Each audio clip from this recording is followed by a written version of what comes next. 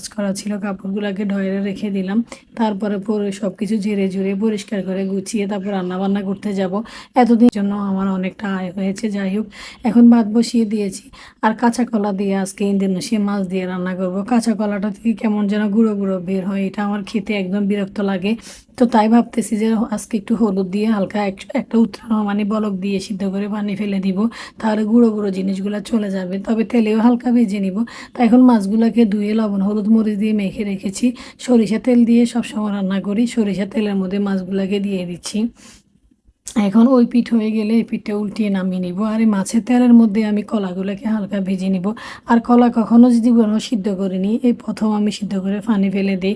ও গুঁড়ো গুঁড়ো কেমন যেন মগজের মতো বের হয়, এটা কলা তরকারির ঝোলটাকে ঘনত্ব করে ফেলে। এই ঝোলটা খেতে একদম ভালো লাগে না, তাই আজকে সিদ্ধ করে পানি ফেলে দিয়েছি। আলহামদুলিল্লাহ, তরকারির ঝোলটা এত সুন্দর হয়েছে, অন্য তরকারির মতো ঝোলটা ঘনত্ব হয়নি এবং কি অনেক মজা হয়েছে।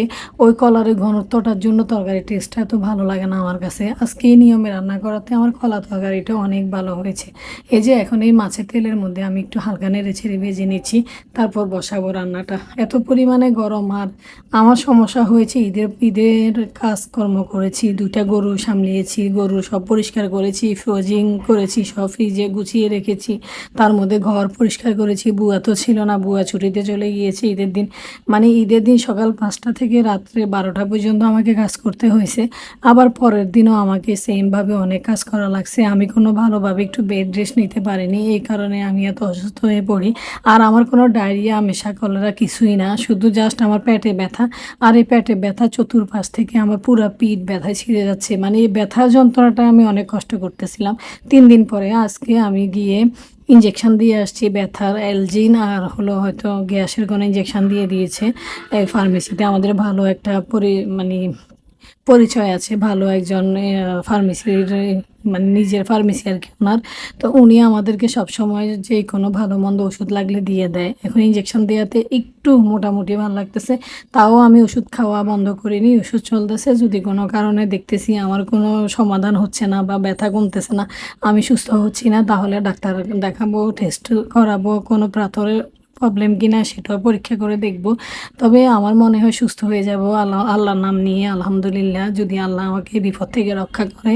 আমি এসব সুই ইঞ্জেকশন অপারেশন এগুলোকে অনেক ভয় পাই। আল্লাহ যেন আমাকে এটা থেকে দূরে রাখে, আমাকে যেন আল্লাহ এই ভয় কাটিয়ে উঠাইতে পারে। আমি এই ভয়ে অর্ধেকটা শেষ হয়ে যাচ্ছি, কারণ আমার চোখের সামনে দিয়ে আমার ছেলের অপারেশন হয়েছে, আমার বোনের অপারেশন হয়েছে। আমি এগুলো নিয়ে খুব মানসিক যন্ত্রণায় থাকি যে এত মানুষের অপারেশন আমার চোখের সামনে দিয়ে হয়েছে। আল্লাহ না করুক আমার এমনটা যেন না হয়। কলা তরকারিটা হয়ে গিয়েছে, ধনিয়া পাতা দিয়ে নামিয়ে নিয়েছি। আমার হাজব্যান্ড ধনিয়া পাতা আনছে, বলে যে তরকারিতে ধনিয়া পাতা না খেলে একদম ভালো লাগে না, আজকে ধনিয়া পাতা দিয়ে রান্না করো। তো ধনিয়া পাতা দিয়েছি কলা মাছের মধ্যে।